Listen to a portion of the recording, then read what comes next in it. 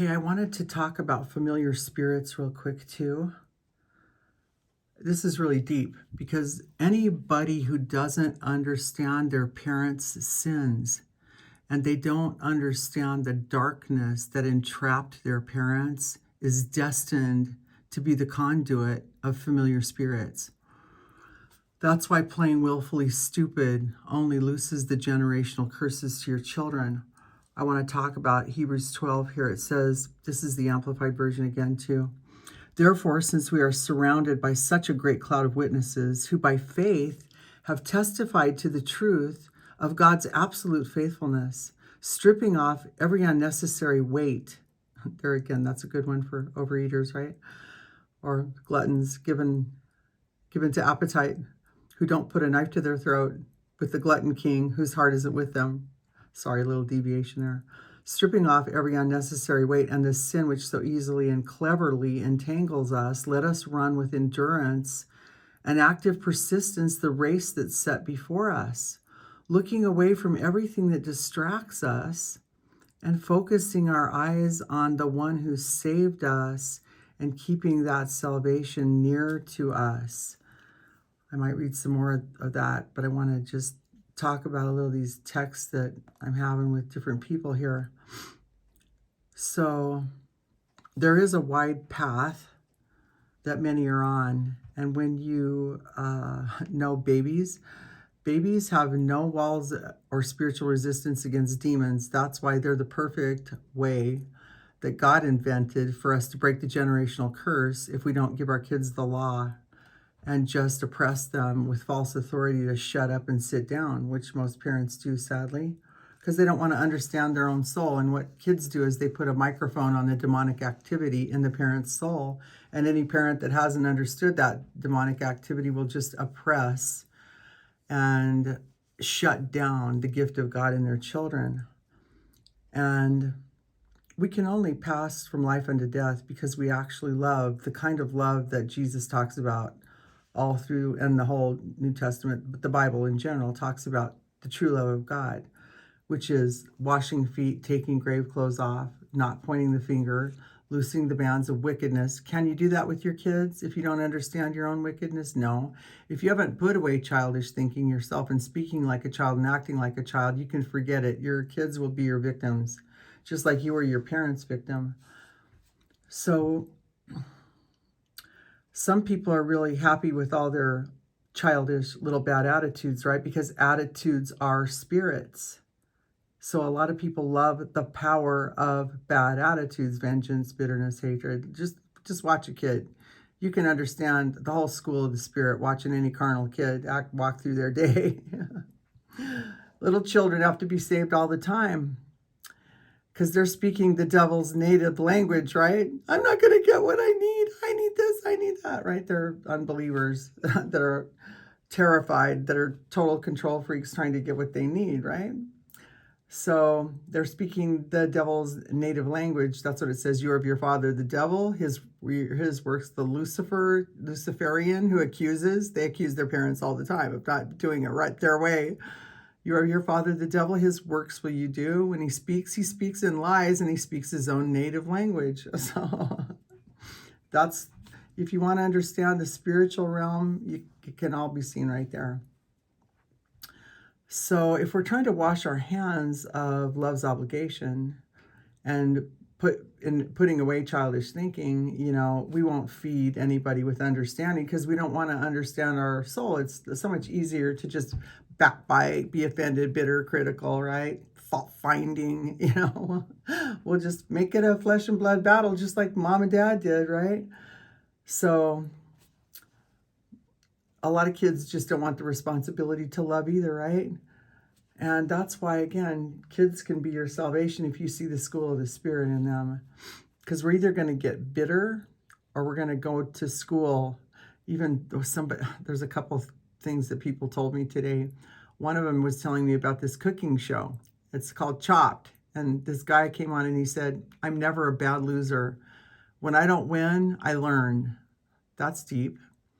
And then one of my other friends, who I've known before she was born, says, "Remember that video you showed me with the lady that she's always changing her clothes? It's like a trick show, and she's doing this dance and she's always changing her clothes in seconds." She said, "That's kind of how easy it is to cast off the works of darkness," right? I thought that was pretty insightful. Thank you, Esther. So, let's see, I lost my place here.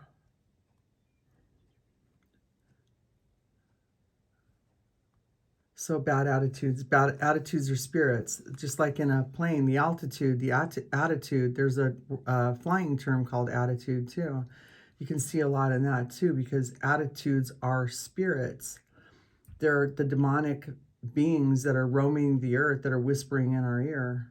That's why kids don't have any walls, and the parents that don't have any understanding will give their kids the law and kill them with the law. So the Lord wants to teach us how to loose bands of wickedness, put away the pointing of the finger, so we can ride the high places of the earth. But nobody can do that if they don't want to understand the powers of darkness they've loved. Only the people that have been forgiven by loving those dark powers can actually help anybody else. They can be testifiers because they don't love pride. Most parents don't even relate to their kids and their problems. They won't tell them the truth. It's a sad thing to have kids raised in pride. So the devil will do just about anything to steal our calling and forfeit our good spirit with Jesus. And it's his plan to make sure we go in and out of the hearts of God's children in the wrong spirit, because that becomes our demise, ourselves. And the devil and demons are like flies on walls that can be swatted. So the real problem is just in our own soul and how we think and speak and interact with God's children. I'm sure that a lot of people just don't even understand the very nature and blessing of conflict in relationships that only has one purpose: to help us become pure in heart and see God now and later, to stand before a holy God so we can stand in front of him and not be ashamed. And that's what was really cool about meeting Gene. His name means of the priesthood. Single Eye Sullivan, which both of his names have pretty deep meanings. I think even his middle name does too. I don't remember what that is right now, but all three of his meanings have pretty deep, all three of his names have pretty deep meanings. And I was named after a nun, and Saint Cecilia means either blind in one eye. In different cultures it means different things. Blind in one eye because you see spirit, blind in one eye because you're single-eyed, or blind because of altogether because you're walking in spiritual insight. That's why a lot of nuns have named themselves Sister Cecilia, because they want to be blind to the natural and alive to the spiritual. And when Jean and I started talking about our names, we knew we were a match made in heaven. Even my last name at birth was Strange. My father was a priest, and his last name was Strange, which actually means to be a pilgrim on the earth, a foreigner. You're of a different country, a spiritual country, and you're a stranger on the earth. So there's deep spiritual implications to names. And maybe walking out the calling of our names has a lot to do with our spiritual destiny and our calling. You should take the time to check that out. And I don't think there's any greater harm on the earth that's done than parents that don't love each other and then raise children in that environment. And I've learned a lot about love since meeting, Gene Sullivan. And my own personal ministry actually started when I began almost husbanding my children. When you read about the husband in Ephesians, I started laying down my life for them and trying to help them with their spots, wrinkles, and blemishes instead of beating them and putting them under the law, shutting them down because I didn't want a microphone on my own demons, because I didn't want to look at my own soul, right? A lot of parents do that.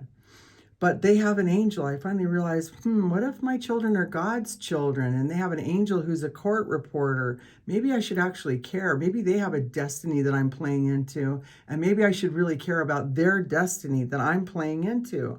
So I don't do the same thing my mom did, my dad, the generational curse doesn't get passed on. So there's dark dimensions can come into existence with children because they don't have any walls against demonic influences. And that's why we can understand the demonic realm if we love our children, because the pure in heart see. They get revelation. They don't get bitter and offended with their children. They see dimensionally into another kingdom when they love their children. Because when I was controlling, I was oppressive when I was younger with my kids. And when I started looking to heaven to understand spiritual things, I could actually start loving their soul in a right spirit. I think that's the only reason God sent me into Jean Sullivan's life, was because I started caring about my kids and laying down my life for them, and caring about the words of my mouth and the meditation of my heart, the actual spirit of my mouth, so I could help my children. And God knew that I started fearing him and how I was interacting in their souls, and he made sure I bumped into Jean Sullivan. So yeah, I'm not talking about my own righteousness here, boasting either about Jean or me. So let me put an end to that. Our righteousness is of God, not ourselves. So most people end up in a flesh and blood battle. And they're bitter, they're offended, they're blaming people. They're not realizing all along they're only in a spiritual battle, not in a flesh and blood one. And that was the sins of our parents. They lived in a flesh and blood battle.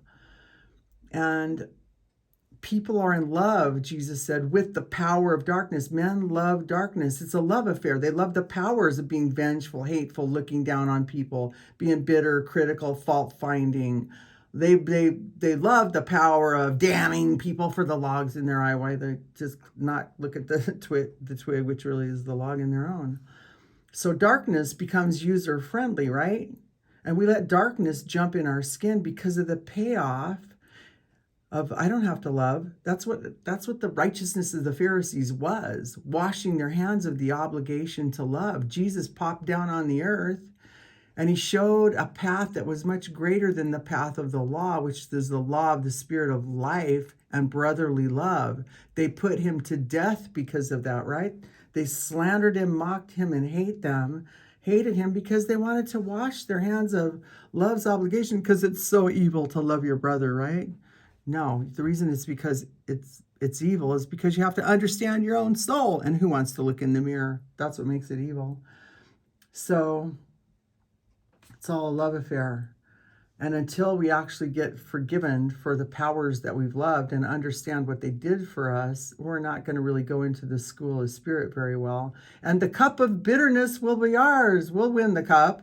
Yeah, we'll be the cup winner, but it's not the right cup. It's not the cup of water where you're never thirsty. It's the cup of bitterness. So most people really will choose poorly on the wide path that leads to destruction. And there really is a deep spiritual mystery with children, because the Bible, God says, wisdom is seen in her children. Likewise, foolishness is seen in people's children. And a lot of times that's God's way of spanking the parents, right? So they can change their ways. But a lot of parents just don't want to look at their own foolishness. So their children pay the consequences, and generational curses keep getting passed on because of willful stupidity. You know, that is how generational curses happen. We don't want to have an understanding soul. So Jesus, actually, it's probably in the New Testament too. I'm the good shepherd, but it's said about David, you know, that there's a scripture, I think it's in Deuteronomy, it says, I'll give you shepherds after my own heart that will feed you with understanding. So instead of just slapping my kids around because they were making me unhappy, I started feeding them with understanding, because I was willing to look in the mirror at the 21-year-old, or however old I was then, that was acting like a child, thinking like a child, and speaking like a child, instead of oppressing my children. And I began to be open and honest and humble with them, and cared about their soul, because we can only pass from death unto life when we love. And when we walk after the flesh, just like Jesus went into the desert, just like the children of Israel in the desert, you know, we walk after the flesh. We're always sowing and reaping. Walking after the flesh and yielding to the flesh, there's always going to be destruction there somehow. We don't count the cost. That's the problem. Our parents didn't count the cost. We don't count the cost. And therein is the generational curse passed on. Because if you're not building your house with wisdom and understanding and knowledge on the rock, which is Jesus Christ and his words, your house will fall. Now, then, later, all of it. Sowing to the wind, inheriting the whirlwind, and not even know it hit you. But that doesn't have to be you, because love can build a bridge between our heart and God's, and between our heart and others. So we know how to deal with schisms, divisions, evil imaginations, people that are living to make each other guilty instead of helping them become innocent, because God made them innocent when he forgave them. That's the path of life. Amen.